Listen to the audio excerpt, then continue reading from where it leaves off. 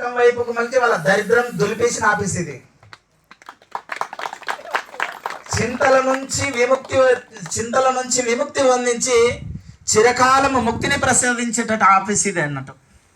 అదే ఇక్కడ bond paper ఎవరైతే సిగ్నేచర్ చేసుకున్నారో వాళ్ళ పేరు మీద తరగనంత ఆస్తి వాళ్ళ దగ్గర అకౌంట్లో జమ అవుతుంది.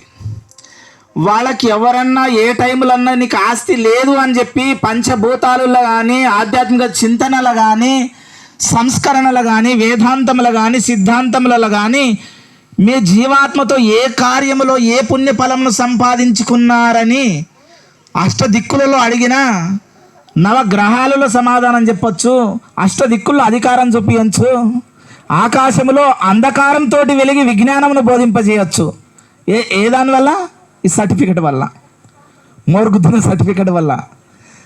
అది ఏడ చూపించినా కానీ దానికి మోర్ స్టాంప్ గుద్దింది ఉంటుంది. కాబట్టి మీ ఆస్తి మీరు ఎంతైతే సంపాదించుకున్నారో ఆ ఆస్తి మీ దగ్గర ఉంటుంది. మీరు ఎవరికన్నా పంచి ఇవ్వాలనుకున్నప్పుడు మాత్రమే దాని నుంచి బాండ్ పేపర్ నుంచి డివైడ్ అయ్యి ఇంకొక కొత్త బాండ్ పేపర్ తీసుకొచ్చి రిజిస్ట్రేషన్ చేసిస్తారన్నట్ట.